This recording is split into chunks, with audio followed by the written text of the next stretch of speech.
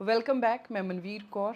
ਅੱਜ ਦੀ ਮੇਰੀ video report based ਰਹੇਗੀ ਦਿੱਲੀ ਦੇ ਵਿੱਚ ਸਿੱਖ ਕਤਲੇਆਮ ਦੇ 38 ਇਅਰਸ ਪਾਸ ਔਨ ਹੋ ਚੁੱਕੇ ਆ ਔਰ ਉਸ ਤੋਂ ਬਾਅਦ ਇਨਸਾਫ ਵਾਲੀ ਉਹ ਲੜਾਈ ਕੀ ਰਹੀ ਆ, ਸਰਕਾਰ ਵੱਲੋਂ ਕੀ ਯੋਗਦਾਨ ਪਾਇਆ ਗਿਆ ਇਨਸਾਫ ਦਿਵਾਉਣ ਦੇ ਲਈ ਔਰ ਉਸ ਇਨਸਾਫ ਦਿਵਾਉਣ ਵਾਲੀ ਨੀਅਤ ਦੇ ਓਲੇ ਕੀ ਕੁਝ ਵਾਪਰਦਾ ਰਿਹਾ, ਕਿਵੇਂ ਦੀ ਰਾਜਨੀਤੀ ਹੁੰਦੀ ਰਹੀ ਆ। ਪਰ ਉਹ ਜੋ ਦਾ ਟਿਪੀਕਲ ਵਰਡ ਜਸਟਿਸ ਆ ਉਹ ਉਹਨਾਂ ਵਿਕਟਿਮਸ ਨੂੰ and all together whole Sikh community ਨੂੰ ਨਹੀਂ ਮਿਲਿਆ। ਦਿੱਲੀ ਦੰਗਿਆਂ ਦੇ ਵਿੱਚ 400 ਕੁਛ ਲੋਕਾਂ ਨੂੰ ਦੰਗਈ ਮੰਨ ਕੇ ਉਹਨਾਂ ਨੂੰ ਦੋਸ਼ੀ ਕਰਾਰ ਦਿੱਤਾ ਗਿਆ। ਉਹਨਾਂ ਦੇ ਵਿੱਚੋਂ 40 ਕੁਛ ਨੂੰ ਹੀ ਲਾਈਫ ਇੰਪ੍ਰਿਜ਼ਨਮੈਂਟ ਹੁੰਦੀ ਆ, ਬਾਕੀਆਂ ਨੂੰ 3 ਸਾਲ ਦੀ 10 ਸਾਲ ਦੀ ਸਜ਼ਾ ਦੇ ਕੇ ਐਵੇਂ ਛੱਡ ਦਿੱਤਾ ਜਾਂਦਾ ਆ। ਔਰ ਸੱਜਣ ਕੁਮਾਰ, ਜਗਦੀਸ਼ ਟਾਈਟਲਰ, ਸਿਰਫ ਇੱਕ ਸੱਜਣ ਕੁਮਾਰ ਆ ਜੋ ਜੇਲ੍ਹ ਦੇ ਵਿੱਚ ਆ, ਜਗਦੀਸ਼ ਟਾਈਟਲਰ ਵੀ ਬਾਹਰ ਐਂਡ ਇੱਦਾਂ ਦੇ ਹੋਰ ਬਹੁਤ ਨਾਮ ਹੈ ਜੀ। ਸਿਰਫ ਇੱਕ ਯਸ਼ਪਾਲ ਸਿੰਘ ਦੇ ਕੇਸ ਦੇ ਵਿੱਚ ਡੈਥ ਪੈਨਲਟੀ ਦੀ ਸਜ਼ਾ ਆਉਂਦੀ ਹੈ ਸਿਰਫ। ਔਰ ਇਸ ਤਰ੍ਹਾਂ ਦੇ ਹੋਰ ਬਹੁਤ ਦੰਗਈ ਸੀ ਜਿਨ੍ਹਾਂ ਨੇ ਉਹ ਪੂਰਾ ਸਿੱਖ ਕਤਲੇਆਮ ਪਲਾਨ ਕੀਤਾ, ਆਰਗੇਨਾਈਜ਼ ਕੀਤਾ। ਉਹ ਖੁੱਲ੍ਹੇ ਅੱਜ ਵੀ ਆਜ਼ਾਦ ਘੁੰਮਦੇ ਨੇ, ਉਹਨਾਂ ਨੂੰ ਕੋਈ ਵੀ ਸਜ਼ਾ ਉਹਨਾਂ ਦੇ ਉਸ ਬਰੂਟੈਲਿਟੀ ਜੋ ਉਹਨਾਂ ਨੇ ਇੱਕ ਮਾਈਨੋਰਿਟੀ 'ਤੇ ਅਤਿਆਚਾਰ ਕੀਤੇ ਉਹਨਾਂ ਦੀ ਨਹੀਂ ਮਿਲੀ ਹੈਗੀ।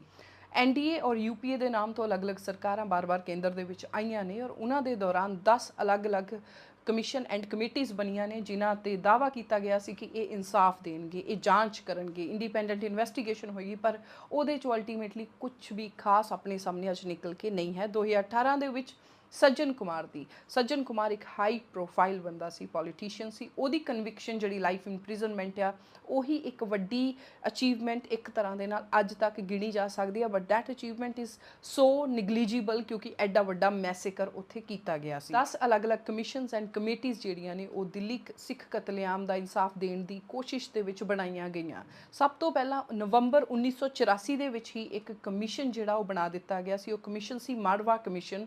ਜਿਹੜੇ ACP ਸੀਗੇ, ਪੁਲਿਸ ਆਫੀਸਰ ਸੀ, ਉਹਨਾਂ ਨੂੰ ਹੀ ਜ਼ਿੰਮੇਵਾਰੀ ਦਿੱਤੀ ਗਈ ਇਸ ਚੀਜ਼ ਦੀ ਜਾਂਚ ਪੜਤਾਲ ਕਰਨ ਦੀ ਕਿ ਪੁਲਿਸ ਦੀ ਭੂਮਿਕਾ ਇਹਦੇ ਵਿੱਚ ਕੀ ਸੀ।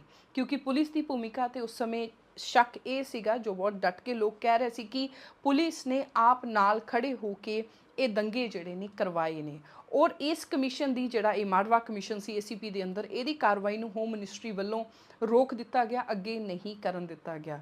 1985 ਔਰ 86 ਦੇ ਵਿੱਚ ਇੱਕ ਕਮਿਸ਼ਨ ਐਕਟਿਵ ਰਹਿੰਦਾ ਜਿਸ ਕਮਿਸ਼ਨ ਦਾ ਨਾਮ ਸੀ ਮਿਸ਼ਰਾ ਕਮਿਸ਼ਨ। ਇਹ ਇੱਕ ਸੁਪਰੀਮ ਕੋਰਟ ਦੇ ਜੱਜ ਦੇ ਅਧੀਨ ਕਮਿਸ਼ਨ ਬਣਾਇਆ ਗਿਆ ਸੀ ਜਿਹਦਾ ਕੰਮ ਸੇਮ ਉਹੀ ਸੀ ਕਿ ਪੁਲਿਸ ਜਾਂ ਜਿਹੜੀ ਇਨਵੋਲਵਮੈਂਟ ਲੋਕਾਂ ਦੀ ਆ ਉਸ ਪੂਰੀ ਦੀ ਜਾਂਚ ਪੜਤਾਲ ਕਰਨਾ। ਇਸ ਕਮਿਸ਼ਨ ਨੇ 1985 ਐਂਡ 86 2 ਸਾਲ ਆਲਮੋਸਟ ਕੰਮ ਕੀਤਾ। 86 ਦੇ ਵਿੱਚ ਉਹਨੇ ਆਪਣੀ ਰਿਪੋਰਟ ਸਬਮਿਟ ਕੀਤੀ ਹੈ। ਉਸ ਰਿਪੋਰਟ ਦੇ ਵਿੱਚ ਜੋ ਪਹਿਲਾ ਕੰਮ ਇਸ ਕਮਿਸ਼ਨ ਨੇ ਕੀਤਾ ਉਹ ਕੀਤਾ ਕਿ ਜਿਹੜੇ ਹਾਈ ਪ੍ਰੋਫਾਈਲ ਲੋਕ ਸੀਗੇ ਜਿਨ੍ਹਾਂ ਦਾ ਨਾਮ ਬੋਲਦਾ ਸੀ ਵਿੱਚ, ਉਹਨਾਂ ਨੂੰ ਕਲੀਅਰੈਂਸ ਦੇ ਦਿੱਤੀ ਕਿ ਉਹਨਾਂ ਦਾ ਇਹਦੇ ਵਿੱਚ ਕੋਈ ਵੀ ਹੱਥ ਨਹੀਂ ਸੀ। ਆਲ ਦਾ ਪੋਲੀਟੀਕਲ ਐਂਡ ਐਡਮਿਨਿਸਟ੍ਰੇਸ਼ਨ ਦੇ ਜਿਹੜੇ ਹਾਈ ਪ੍ਰੋਫਾਈਲ ਲੋਕ ਸੀ। ਨਾਲ ਹੀ ਦਿੱਲੀ ਦੀ ਉਸ ਸਮੇਂ ਦੀ ਪੁਲਿਸ ਸੀ, ਉਹਨਾਂ ਨੇ ਜਦੋਂ ਉਹ ਵਾਇਲੈਂਸ ਵਾਪਰ ਰਹੀ ਸੀ ਤਾਂ ਉਹਨਾਂ ਦਾ ਕੀ ਰੋਲ ਸੀਗਾ। ਤਾਂ ਉਸ ਰੋਲ ਦੇ ਵਿੱਚ ਇਸ ਕਮਿਸ਼ਨ ਨੇ ਮੰਨਿਆ ਕਿ ਉਸ ਪੁਲਿਸ ਨੇ ਪੈਸਿਵ ਰੋਲ ਪਲੇ ਕੀਤਾ। ਪਰ ਨਾਲ ਹੀ ਇਸ ਕਮਿਸ਼ਨ ਨੇ ਇਹ ਵੀ ਚੀਜ਼ ਵਿੱਚ ਮੈਂਸ਼ਨ ਕੀਤੀ ਹੈ ਕਿ ਜਿਹੜੇ ਵਿਕਟਿਮ ਸੀਗੇ, ਜਿਹੜੇ ਸਿੱਖ ਕਤਲੇਆਮ ਦੇ ਉਹ ਵਿਕਟਿਮ ਸੀ, ਜਿਹੜੇ ਇਸ ਕਮਿਸ਼ਨ ਦੇ ਅੱਗੇ ਆਪਣੀਆਂ ਗਵਾਹੀਆਂ ਦੇਣ ਆ ਰਹੇ ਸੀ, ਵਿਟਨੈਸ ਦੇਣ ਦੇ ਲਈ ਆ ਰਹੇ ਸੀ ਆਪਣੇ ਐਫੀਡੇਵਿਟ ਲੈ ਕੇ, ਉਹਨਾਂ ਨੂੰ ਉਸ ਸਮੇਂ ਦੀ ਦਿੱਲੀ ਪੁਲਿਸ ਵੱਲੋਂ ਧਮਕਾਇਆ ਗਿਆ ਸੀ। ਉਹਨਾਂ ਨੂੰ ਧਮਕੀਆਂ ਮਿਲੀਆਂ ਸੀ ਕਿ ਤੁਸੀਂ ਉੱਥੇ ਜਾ ਕੇ ਟੈਸਟੀਫਾਈ ਨਹੀਂ ਕਰੋਗੇ। ਇਹ ਉਹ ਕਮਿਸ਼ਨ ਸੀ ਜਿਹਦੇ ਅੱਗੇ HS ਫੂਲਕਾ, ਜਿਹੜੇ ਅੱਜ ਵੀ ਲੀਗਲ ਬੈਟਲ ਦੇ ਵਿੱਚ ਹੈਗੇ ਆ, ਉਹ ਵਿਕਟਿਮਸ ਦੇ ਜਿਹੜੇ ਕੇਸ ਉਹੀ ਹੈਂਡਲ ਕਰਦੇ ਆ। HS ਫੂਲਕਾ ਹੁਣੀ ਔਰ ਇਹ ਸਾਰੀ ਉਹਨਾਂ ਦਾ ਜਿਹੜਾ ਸਿਟੀਜ਼ਨ ਜਸਟਿਸ ਕਮਿਸ਼ਨ ਉਹਨਾਂ ਨੇ ਬਣਾਇਆ ਹੋਇਆ ਸੀ ਆਪਣਾ, ਉਹਨਾਂ ਨੇ ਵੀ ਇਸ ਚੀਜ਼ ਤੋਂ ਬਾਅਦ ਇਸ ਕਮਿਸ਼ਨ ਤੋਂ ਪੈਰ ਆਪਣੇ ਪਿੱਛੇ ਖਿੱਚ ਲਏ ਸੀ ਕਿਉਂਕਿ ਉਹਨਾਂ ਨੂੰ ਇਸ ਕਮਿਸ਼ਨ ਦੇ ਉੱਤੇ ਭਰੋਸਗੀ ਨਹੀਂ ਸੀ, ਉਹਨਾਂ ਦਾ ਭਰੋਸਾ ਨਹੀਂ ਬਣਿਆ। ਔਰ ਉਸ ਤੋਂ ਬਾਅਦ ਜਿੰਨੇ ਵੀ ਦਿੱਲੀ ਦੰਗਿਆਂ ਦੇ ਕੇਸ ਸੀਗੇ ਉਹਨਾਂ ਨੂੰ ਇੰਡੀਵਿਜੂਅਲ ਹੀ ਕੋਰਟਾਂ ਦੇ ਵਿੱਚ ਲੜਿਆ ਜਾ ਰਿਹਾ ਆ। ਇਸ ਕਮਿਸ਼ਨ ਨੇ, ਮਿਸ਼ਰਾ ਕਮਿਸ਼ਨ ਨੇ ਅੱਗੇ 3 ਹੋਰ ਕਮੇਟੀਆਂ ਬਣਾਉਣ ਦੀ ਰਿਕਮੈਂਡੇਸ਼ਨ ਕੀਤੀ ਔਰ 3 ਕਮੇਟੀਆਂ ਅਲੱਗ-ਅਲੱਗ ਬਣਦੀਆਂ ਨੇ। ਇੱਕ ਕਮੇਟੀ ਦਾ ਕੰਮ ਹੁੰਦਾ ਇਸ ਚੀਜ਼ ਦੀ ਜਾਂਚ ਕਰਨਾ ਕਿ ਕਿੰਨੀਆਂ ਕੁੱਲ ਮੌਤਾਂ ਹੋਈਆਂ ਨੇ। ਉਸ ਕਮੇਟੀ ਨੇ ਦੱਸਿਆ ਕਿ 2700 ਸਮਥਿੰਗ ਕੁਛ ਮੌਤਾਂ ਦਿੱਲੀ ਦੇ ਵਿੱਚ, ਦਿੱਲੀ ਸ਼ਹਿਰ ਦੇ ਵਿੱਚ ਜਿਹੜੀਆਂ ਹੋਈਆਂ ਨੇ। ਇਹ ਜਿਹੜੀ ਅਹੂਜਾ ਕਮੇਟੀ ਨੇ ਮੌਤਾਂ ਦੀ ਗਿਣਤੀ 2733 ਕੁਛ ਦੱਸੀ ਸੀ। ਇਹ ਵੀ ਬਾਅਦ ਵਿੱਚ ਆਪਾਂ ਦੇਖਦੇ ਹਾਂ ਕਿ ਇੱਕ ਤਰ੍ਹਾਂ ਦੇ ਨਾਲ ਗਲਤ ਸਾਬਿਤ ਹੁੰਦੀ ਹੈ ਜਦੋਂ ਗਰਾਊਂਡ 'ਤੇ ਵਾਪਰੇ ਹੋਏ ਉਹ ਜਿਹੜੀਆਂ ਘਟਨਾਵਾਂ ਵਾਪਰੀਆਂ ਔਰ ਉਹ ਜਿਹੜੇ ਪਰਿਵਾਰ ਜਿਨ੍ਹਾਂ ਦੇ ਨਾਲ ਇਹ ਸਭ ਕੁਝ ਵਾਪਰਿਆ ਉਹਨਾਂ ਨੂੰ ਜਦੋਂ ਸੁਣਦੇ ਹਾਂ ਤਾਂ ਉਹਨਾਂ ਦਾ ਨੰਬਰ ਜਿਹੜਾ ਬਹੁਤ ਜ਼ਿਆਦਾ ਸੀ। ਨਾਲ ਹੀ ਇੱਕ ਕਮੇਟੀ ਇਹ ਵੀ बनाई जाती है जिहदा काम हुंदा कि ये देखना कि किन्ने पुलिस ऑफिसर्स ने की भूमिका निभाई। और इस कमेटी ने भी इस चीज़ को रिकमेंड किया कि 30 तो लैके 70 और 72 इदां दे पुलिस ऑफिसर्स आ जिन्होंने डिसमिस कर देना चाहिए, क्योंकि ये उहदे विच इन्हां दी शमूलीयत सी या इन्हां ने अपनी बनदी जिम्मेवारी नहीं निभाई। पर इस कमेटी की रिकमेंडेशन तो बाद भी 1989 दे विच ये रिपोर्ट दिंदी आ, पर उहदे ते किसी भी पुलिस ऑफिसर नूं सस्पेंड नहीं किया जाता। इस कमीशन दे नाल एक तीसरी, यही मिश्रा कमीशन के अधीन एक तीसरी कमेटी भी बनती है, जिस कमेटी दे विच politicians and high officials police दे विच एडमिनिस्ट्रेशन दे विच उन्हां दी भी जांच पड़ताल वो कमेटी ने करनी हुंदी है। ये जिहड़ी कमेटी हुंदी है जैन बैनर्जी कमेटी, इहदे वल्लों रिकमेंडेशन की जाती है कि क्योंकि सज्जन कुमार की इनवॉल्वमेंट सी इहदे विच, सो उहदे ते परचा होना चाहिए, उहदे ते जांच इंक्वायरी होनी चाहिए। पर सज्जन कुमार इस 1989 एंड 1990 के दौरान जिहड़ी कमेटी सी इहदे एक्शनस तो भी बच निकलदा, क्योंकि उहदे जिहड़े साथी हुंदे ने वो कोर्ट जाके पटीशन ला दिंदे ने। उस तो बाद इस कमेटी के उत्ते एक तरह के नाल स्टे लग जाती है। उस तो बाद 1990 ਦੇ ਵਿੱਚ ही जैन अग्रवाल कमेटी बनती है। जैन अग्रवाल कमेटी ये गल रिकमेंड करती है कि Sajjan Kumar, Jagdish Tytler, HKL Bhagat and होर भी कांग्रेस के कई लीडर्स के नाम आते हैं कि उन्हां ते परचा दर्ज होना चाहिए, उन्होंने केस दर्ज होकर फर्दर जी इनकुआयरी आ वो होनी चाहिए है। पर यह सिर्फ एक रिकमेंडेशन ही रह जाती है, इनू एनफोर्स नहीं किया जाता, ये कोई भी एक्शन नहीं किया जाता। एक होर अगे फर्दर कमीशन बनता है, जिहदा काम हुंदा है इस चीज़ नूं गैस करना, इस चीज़ का अंदाज़ा लगाना कि कितना नुकसान प्रॉपर्टी का इन्हां सिख विक्टिम्स का होया है। वो गुरदयाल सिंह ढिल्लों के नाम तो वो कमीशन हैगा, उन्हां वल्लों जो जांच पड़ताल की जाती है, एक वो पूरा गैस लाया जाता भी किन्ने का नुकसान जिहड़ा होया है। और उहदे चों रिकमेंडेशन दिंदे ने कि भारत सरकार नूं जिहड़ी सरकारी इंश्योरेंस कंपनी आ उहदे थ्रू बनदा मुआवजा जिहड़ा आ इन्हां परिवारां नूं देना चाहिए, ताकि इन्हां नूं रीहैबिलिटेट करन दे विच या दुबारा सैटल होण दे विच मदद कर दित्ती जावे। पर इदां दा कुछ भी नहीं हुंदा। सो 1990-92 तक जो चलदा है वो यही चलदा है कि कमेटियां बणियां, 7-8 कमेटियां बन चुकियां सी, उन्हां वल्लों कई तरह दी इदां दी रिकमेंडेशन दित्तियां गईयां जिन्हां ते अगर एक्शन उस समय कीता हुंदा तां शायद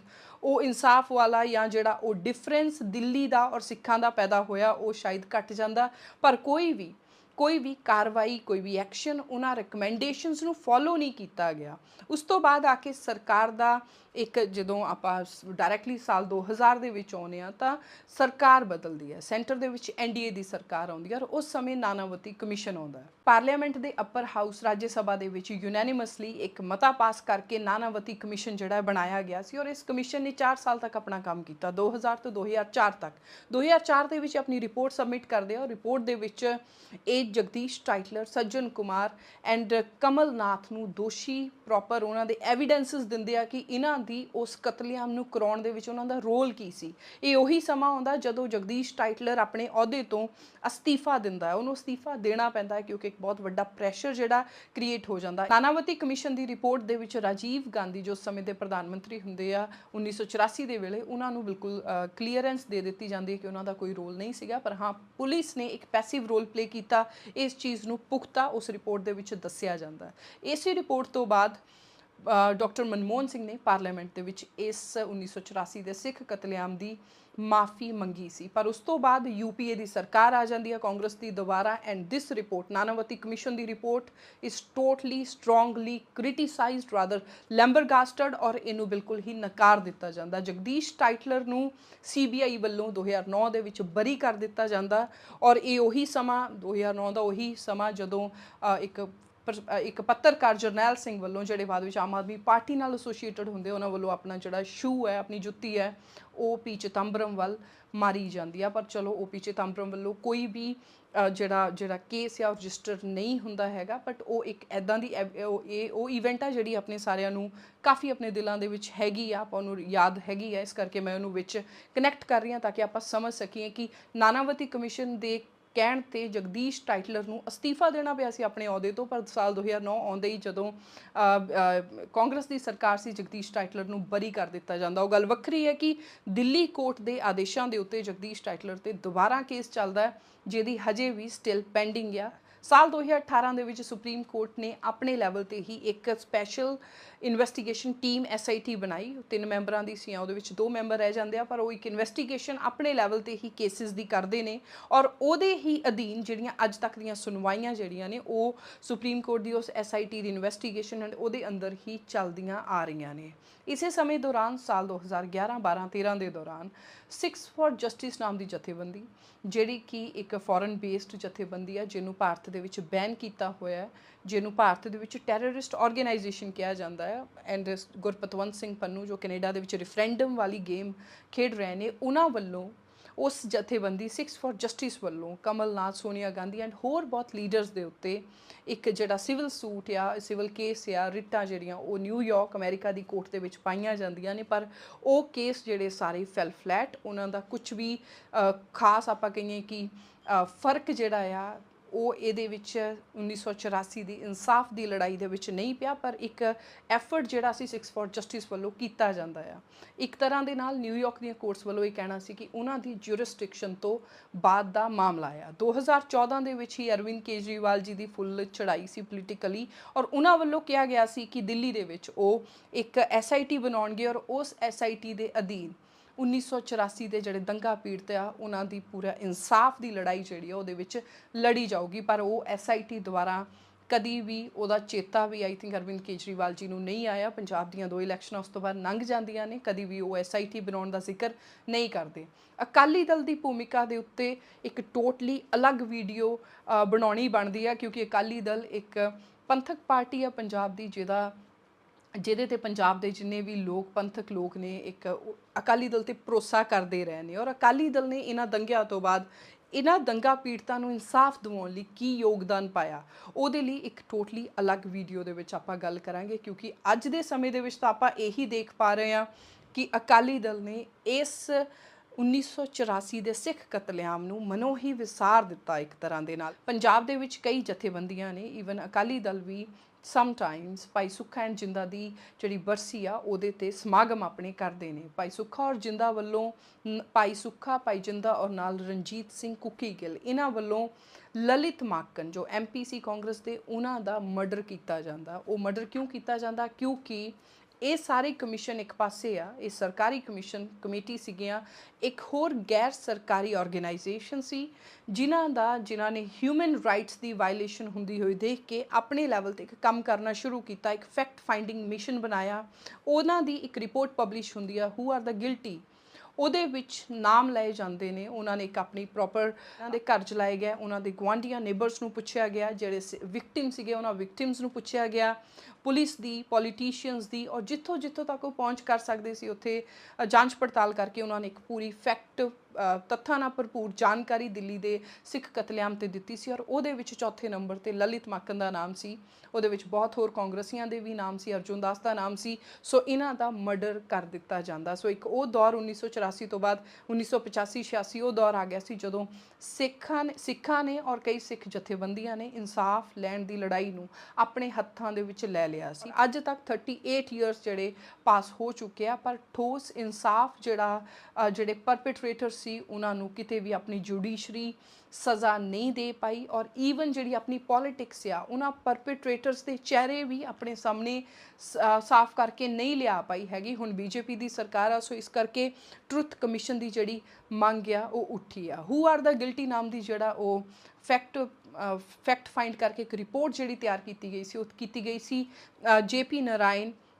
ਆਪਾਂ ਉਹ ਨਾਮ ਸੁਣਿਆ ਹੈ ਕਿਉਂਕਿ ਐਮਰਜੈਂਸੀ ਇੰਦਰਾ ਗਾਂਧੀ ਨੇ ਲਗਾਈ ਸੀ। ਉਹ ਐਮਰਜੈਂਸੀ ਇਸੇ ਕਰਕੇ ਲਗਾਉਣੀ ਪਈ ਸੀ ਕਿਉਂਕਿ ਉਸ ਤੋਂ ਪਹਿਲਾਂ JP ਅੰਦੋਲਨ ਇੱਕ ਬਹੁਤ ਵੱਡਾ ਜਨ ਅੰਦੋਲਨ ਬਣ ਕੇ ਉਹਦੇ ਤੇ ਇੱਕ ਜੈ ਪ੍ਰਕਾਸ਼ ਵਰਗੇ ਲੀਡਰ ਜਿਹੜੇ ਐਂਡ ਹੋਰ ਵੀ ਸਾਰੀਆਂ ਪਾਰਟੀਆਂ ਨੇ ਇਕੱਠੇ ਹੋ ਕੇ ਇੰਦਰਾ ਗਾਂਧੀ ਦੇ ਖਿਲਾਫ, ਕਿਉਂਕਿ ਉਹਨਾਂ ਨੇ ਇਲੈਕਸ਼ਨਸ ਦੇ ਵਿੱਚ ਗੜਬੜੀ ਦਾ ਮਾਮਲਾ ਜਿਹੜਾ ਉਸ ਤੋਂ ਬਾਅਦ ਫਿਰ ਇੰਦਰਾ ਗਾਂਧੀ ਮਜਬੂਰ ਹੋ ਕੇ ਐਮਰਜੈਂਸੀ ਲਾਉਂਦੇ ਆ ਦੇਸ਼ ਦੇ ਵਿੱਚ। 1980 ਦੇ ਵਿੱਚ ਦੁਬਾਰਾ ਇੰਦਰਾ ਗਾਂਧੀ ਦੀ ਸਰਕਾਰ ਆ ਜਾਂਦੀ ਔਰ ਉਸ ਸਮੇਂ ਦੇ ਦੌਰਾਨ ਉਹ ਜੈ ਪ੍ਰਕਾਸ਼ ਔਰ ਉਹਨਾਂ ਦੇ ਨਾਲ ਹੋਰ ਜਿਹੜੇ ਸਾਥੀ ਹੁੰਦੀ ਆ, ਈਵਨ ਸੁਧਾ ਭਾਰਦਵਾਜ ਜਿਹੜੇ ਅੱਜ ਕੱਲ੍ਹ ਹੁਣੇ ਰਿਲੀਜ਼ ਹੋਏ ਨੇ ਜੇਲ੍ਹ ਦੇ ਵਿੱਚੋਂ, ਇੰਨੀ ਦੇਰ ਉਹਨਾਂ ਨੂੰ ਅੰਦਰ ਰੱਖਿਆ ਗਿਆ ਸੀਗਾ, ਉਹਨਾਂ ਵਰਗੇ ਲੋਕ, ਅਰੁਣ ਸ਼ੌਰੀ ਵਰਗੇ ਲੋਕ ਜੋ ਇੱਕ ਬਹੁਤ ਫੇਮਸ ਪੱਤਰਕਾਰ ਨੇ, ਉਹਨਾਂ ਸਾਰਿਆਂ ਨੇ ਇਕੱਠੇ ਹੋ ਕੇ ਇੱਕ ਇੱਦਾਂ ਦਾ ਆਮ ਲੋਕਾਂ ਦੇ ਲਈ civil rights and democratic rights ਦਾ, civil liberties and democratic rights ਦਾ ਇੱਕ ਆਪਣਾ ਫੋਰਮ ਬਣਾਇਆ ਸੀ। ਉਸੇ ਫੋਰਮ ਨੇ ਇੱਕ ਕੁਝ ਲੋਕਾਂ ਨੂੰ ਇਕੱਠੇ ਕਰਕੇ ਇਸ ਫੈਕਟ ਫਾਈਂਡਿੰਗ ਮਿਸ਼ਨ ਤੇ ਲਾਇਆ ਔਰ ਇਹਨਾਂ ਦੀ ਹੀ ਜਿਹੜੀ ਰਿਪੋਰਟ ਪਬਲਿਸ਼ ਹੁੰਦੀ ਹੈ ਉਹ ਹੂ ਆਰ ਦਾ ਗਿਲਟੀ ਨਾਮ ਤੋਂ PDF ਜਿਹੜੀ ਉਹ ਅਵੇਲੇਬਲ ਆ, ਆਰਾਮ ਨਾਲ ਗੂਗਲ ਕਰਕੇ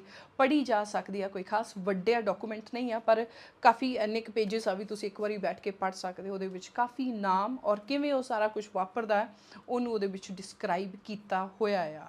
ਇਹਦੇ ਵਿੱਚੋਂ ਹੀ ਇੱਕ ਜਥੇਬੰਦੀ ਫਰਦਰ ਇੱਕ ਕਮਿਸ਼ਨ ਬਣਦਾ ਹੈ ਜਿਹੜਾ ਸਿਟੀਜ਼ਨ ਜਸਟਿਸ ਕਮਿਸ਼ਨ ਆ, ਜਿਹੜਾ HS ਫੂਲਕਾ ਜੀ ਵੱਲੋਂ ਬਣਾਇਆ ਜਾਂਦਾ, ਪਰ ਉਹ ਕਮਿਸ਼ਨ ਅੱਗੇ ਆ ਕੇ ਫਰਦਰ ਕੰਮ ਕਰਦਾ ਔਰ ਲੀਡਰਸ਼ਿਪ ਦੇ ਬਦਲਾਵ ਹੁੰਦੇ ਆ। ਪਰ HS ਫੂਲਕਾ ਜੀ ਦਾ ਅੱਜ ਤੱਕ ਵੀ ਆਪਾਂ ਦੇਖ ਸਕਦੇ ਹਾਂ ਐਫਰਟਸ ਜਿਹੜੀਆਂ ਨੇ ਸਿੱਖ ਵਿਕਟਿਮਸ ਜਿਹੜੇ ਆ ਉਸ ਸਮੇਂ ਦੇ ਕਤਲੇਆਮ ਦੇ, ਉਹਨਾਂ ਦੇ ਲਈ ਅੱਜ ਵੀ ਉਹ ਆਪਣੀਆਂ ਲੀਗਲ ਐਫਰਟਸ, ਨਾ ਕਿ ਲੀਗਲ ਬਲਕਿ ਪੋਲੀਟੀਕਲ ਐਫਰਟਸ ਵੀ ਆਪਣੀਆਂ ਪਾਉਣ ਦੀਆਂ ਕੋਸ਼ਿਸ਼ ਕਰਦੇ। ਪਰ ਇਹ ਸੀ ਪੂਰੀ ਕਹਾਣੀ। ਜਿਹੜੇ 10 ਕਮਿਸ਼ਨ ਬਣਿਆ, ਇੱਕ 38 years the long battle for justice ਆ, ਪਰ ਇਹਦੇ ਵਿੱਚੋਂ ਜਿਹੜੀ ਉਹ ਜਸਟਿਸ ਆ ਉਹ ਨਹੀਂ ਮਿਲੀ। ਸਿਰਫ ਔਰ ਸਿਰਫ ਜਿਹੜੇ ਸ਼ੁਰੂਆਤ ਵਾਲੇ ਕੁਝ ਕਮਿਸ਼ਨ ਬਣੇ, ਕਮੇਟੀਆਂ ਬਣੀਆਂ, ਉਹਨਾਂ ਦਾ ਕੰਮ ਇੰਨਾ ਕੁ ਲੱਗਿਆ ਕਿ ਉਹਨਾਂ ਨੇ ਜਿਹੜਾ ਪਰਦਾ ਪਾਉਣਾ ਸੀ, ਜਿਹੜੇ ਹਾਈ ਪ੍ਰੋਫਾਈਲ ਲੋਕ ਜਾਂ ਜਿਹੜੀ ਪੁਲਿਸ ਦੀਆਂ ਗਤੀਵਿਧੀਆਂ ਜਾਂ ਜਿਹੜੇ ਅਸਲੀ ਸਬੂਤ ਸੀ ਉਹਨਾਂ ਦੇ ਉੱਤੇ ਪਰਦਾ ਪਾਉਣਾ ਸੀ, ਤਾਂ ਕਿ ਜਿਹੜਾ ਉਹ ਕਿਸੇ ਪਾਰਟਿਕੂਲਰ ਪੋਲੀਟੀਕਲ ਪਾਰਟੀ ਜੋ ਕਾਂਗਰਸ ਸੀ ਉਹਨੂੰ ਨੁਕਸਾਨ ਨਾ ਹੋ ਸਕੇ। 1984 ਦੇ ਸਿੱਖ ਕਤਲੇਆਮ ਤੋਂ ਬਾਅਦ ਜੋ ਸਾਡੇ ਭਾਰਤ ਦੇ ਵੱਡੇ ਇੰਸਟੀਟਿਊਸ਼ਨਸ ਨੇ ਜਿਹੜੇ ਜ਼ਿੰਮੇਵਾਰ ਨੇ ਭਾਰਤ ਨੂੰ ਚਲਾਉਣ ਦੇ ਵਿੱਚ, ਜਿਵੇਂ ਕਿ court,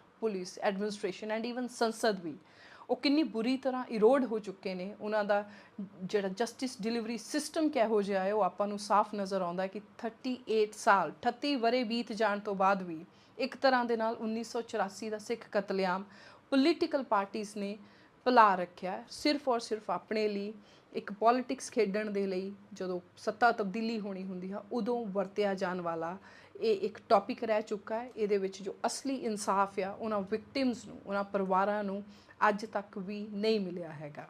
so thank you so much for watching. C you in another video.